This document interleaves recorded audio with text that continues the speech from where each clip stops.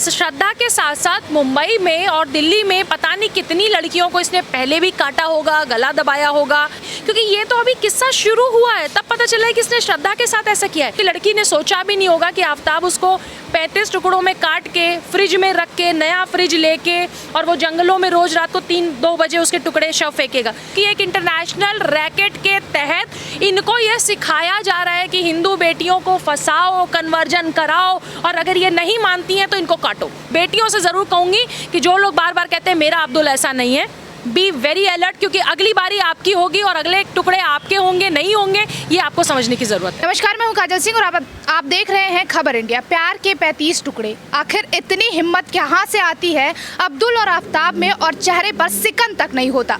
इसी खास मुद्दे पर बातचीत करने के लिए हमारे साथ प्रीति पांडे जी मौजूद हैं, हम उनसे बात करेंगे।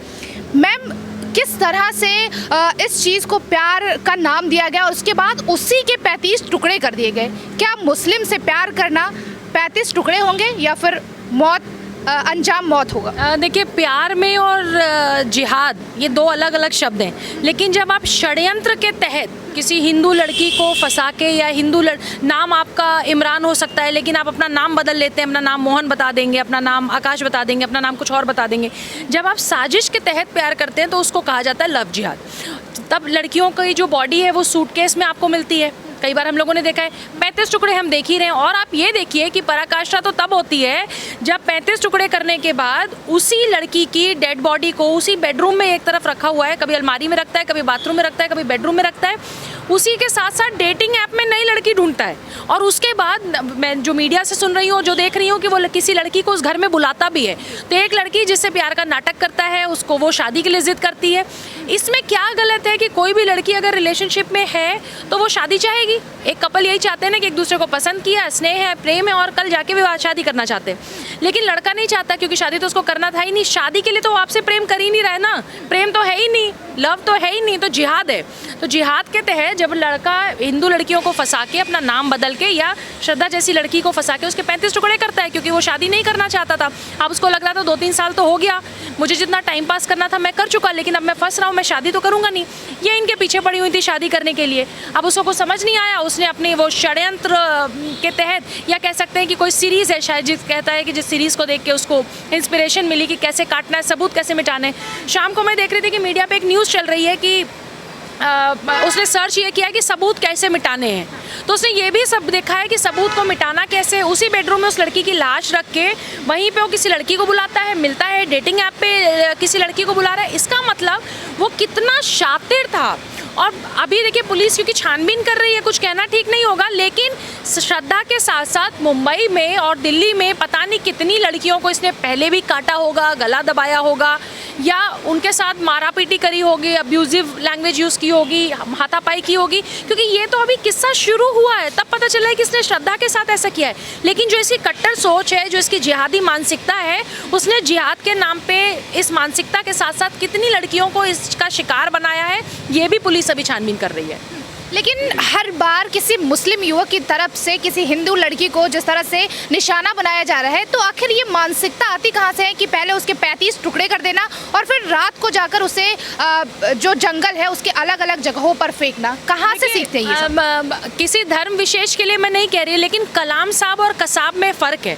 तो कलाम साहब को हम मुसलमान मानते हैं, वो एक सच्चे मुसलमान रहे हैं, देश उनकी पूजा करता है, उनको बहुत ज़्यादा आदर सत्कार करता है, आदरणीय मानता है। लेकिन कसाब को तो हम नहीं मानते। जब आप किसी छोटे से बच्चे के हाथ में एक चाकू या गड़ासा देख के एक बकरे को काटने के लिए कहते हैं, आप सनातन धर्म में, हमारी संस्कृति में हम कोई हत्या नहीं कर सकते। हम गौ हत्या से लेके सब चीज़ों पे हम मानते हैं कि भाई मानव हत्या नहीं कर सकते, गौ हत्या नहीं कर सकते, पशु हत्या नहीं कर सकते आप। लेकिन इसके बावजूद इनके यहाँ अगर छोटे छोटे बच्चों को आप ये सिखा रहे हैं कि ये आपको गड़ासा लेना है, चाकू लेना है, तलवार लेना है, काट देना है, आपको हर बार हलाल कर करके किसी जानवर को काटना है और मारना है, तो कहीं ना कहीं वो जो सीख है, जो शिक्षा है, मुझे लगता है कि वो बचपन से सिखाई जाती है। दूसरी चीज़ फिर मैं बात कहूँगी कि ये एक इंटरनेशनल रैकेट है जिसके तहत इंटरनेशनल एनजीओज़ भी देखिए कन्वर्जन पे काम कर रही हैं। अभी आपको पता है कि होम मिनिस्ट्री ने FCRA के तहत फॉरेन फंडिंग के मुझे लगता है कई हज़ार एनजीओज़ जो विदेशों से फंड लाते थे भारत में, कभी क्रिश्चियनिटी के नाम पे, कभी इस्लाम के नाम पे ये कन्वर्जन करते थे, उनके भी FCRA अकाउंट बंद हुए। ये जो श्रद्धा का आफ्ताब का केस एक सामाजिक मुद्दा है। तो अगर हम दूसरे के घर की बात क्यों करें, हम दूसरे के घर पे पत्थर क्यों मारे? पहले हमको अपना घर देखने की ज़रूरत है। अपना घर देखने की इसलिए ज़रूरत है कि पहले हिंदू बेटियों को मैं कहूँगी कि सोशल मीडिया पे या कॉल सेंटर में जब आप काम कर रहे हैं, जहाँ ये लोग काम करते थे, आपकी दोस्ती किससे हो रही है? कहीं उसका नाम इमरान है, वो अपना नाम मोहन तो नहीं बता रहा है। वो आपको सिर्फ बरगलाने के लिए, आपको धोखा दे के जिहाद या उस स्ट्रेटजी या मानसिकता के तहत कन्वर्जन के लिए। कितनी लड़कियों को हमने देखा कि हिंदू लड़की है, मुस्लिम से शादी हुई, कुछ दिनों बाद बुर्का पहनने के लिए कहा, हिजाब पहनने के लिए कहा, लड़की ने मना कर दिया तो उसके टुकड़े कर दिए, उसको ब्रीफ केस में पैक करके कहीं जंगल में, समुद्र में, कहाँ फेंका गया। तो ये नई चीज़ नहीं है, हम रोज़ देख रहे हैं। तो अपने घर को सुधारने की ज़रूरत है, अपनी बेटियों को ये कहने की। देखिए, लव मैरिज करना गलत नहीं, लिव इन रिलेशनशिप को भी कोर्ट की मान्यता मिली हुई है। मैं मानती हूँ कि जो सरकारी वो कानून की नज़र में भी गुनाह नहीं, लेकिन आप किससे मिल रहे हैं, आप किससे दोस्ती कर रहे हैं? आप आफ्ताब नाम के लड़के के साथ 3 साल 4 साल से रिलेशनशिप में, जब वो आपको मारने पीटने लगा था, आपने अपने पेरेंट्स, अपने दोस्तों से बात कहनी शुरू की थी, आप मुंबई से दिल्ली क्यों आए? मैं ये भी मानती हूँ कि लड़की ने सोचा भी नहीं होगा कि आफ्ताब उसको 35 टुकड़ों में काट के फ्रिज में रख के, नया फ्रिज लेके, और वो जंगलों में रोज़ रात को 3-2 बजे उसके टुकड़े शव फेंकेगा। लेकिन लड़कियों को भी सोचने की ज़रूरत है कि स्वतंत्रता आपको अपनी ज़िंदगी में आगे बढ़ने के लिए, पढ़ने लिखने के लिए, अच्छा पैसा कमाने के लिए, एक अच्छे रुतबे पे अपना परिवार समाज को आगे बढ़ाने के लिए मिला है। आपको इंडिपेंडेंस इसलिए नहीं मिली है कि आफ्ताब जैसे लड़के के जाल में फंस के।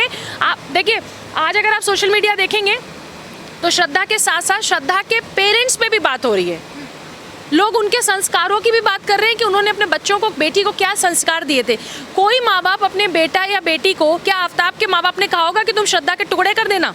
नहीं कहा होगा। उसी तरह के श्रद्धा के माँ बाप, आप संस्कारों की, हम माँ बाप की बात कर रहे हैं, शर्म इसलिए आती हम लोगों को क्योंकि जो बेटी या बेटा कुकर्म करता है या कोई गलत स्टेप लेता है, आज श्रद्धा की हत्या के बाद लोग उनके माँ बाप के परवरिश में भी सवाल उठा रहे हैं। तो अपना घर पहले चेक करने की ज़रूरत है। हिंदू बेटियों को बिल्कुल अलर्ट रहने की ज़रूरत है। आपकी किससे दोस्ती हो रही है, आप किससे सोशल मीडिया के तहत आप जुड़ रहे हैं, आप डेटिंग ऐप यूज़ करते हैं अगर, जो कि नहीं करना चाहिए, लेकिन अगर आप ऐप यूज़ कर रहे हैं, आप एक फेक ऐप पे देखिए, फेक आईडीज़ बनाते हैं लोग, इस तरह के ऐप पे लोग बातचीत करते हैं, आपको उनकी अपनी असली आइडेंटिटी नहीं बता रहे, लोग अपनी गलत झूठी तस्वीरें, झूठे के नाम के आप ऐप बनाते हैं, उस पर आपकी दोस्ती हो जाती है। आप अगर इन जगहों पे इन्वॉल्व हैं, बी वेरी केयरफुल कि आप जिससे बात कर रहे हैं वो किसी जिहादी, कट्टर सोच, मानसिकता का व्यक्ति तो नहीं है। कहीं ऐसा ना हो कि आपके साथ जो हुआ वो तो बहुत दर्दनाक है, लेकिन आपके जाने के बाद आपके पेरेंट्स को भी लोग लपेटेंगे, आपके पेरेंट्स के बारे में भी लोग बोलना शुरू करेंगे। 35 टुकड़े श्रद्धा के हुए, सब लोग इस बात से बहुत डरे हुए हैं। जिस तरह से उसके बाद आप सोचिए ना कि एक बहुत ज़्यादा एज नहीं, मतलब एक यंग एज का लड़का ये कर सकता है कि जिससे तुम शादी करने की बात कर लो और लिव इन रिलेशनशिप में हो, जो आप किसी से शादी करके उसको अपनी बीवी बनाने की बात करते हो, आपने उससे झूठे वादे किए होंगे शादी की, आप उसके 35 टुकड़े कर पाए। 35 टुकड़े करने के बाद फ्रीजर में उसको रखा हुआ है। तो प्लीज़, मतलब लड़कियों के लिए तो मैं बार बार कहूँगी, प्लीज़ आप इससे अलर्ट रहिए, क्योंकि एक इंटरनेशनल रैकेट के तहत इनको ये सिखाया जा रहा है कि हिंदू बेटियों को फंसाओ, कन्वर्जन कराओ, और अगर ये नहीं मानती हैं तो इनको काटो।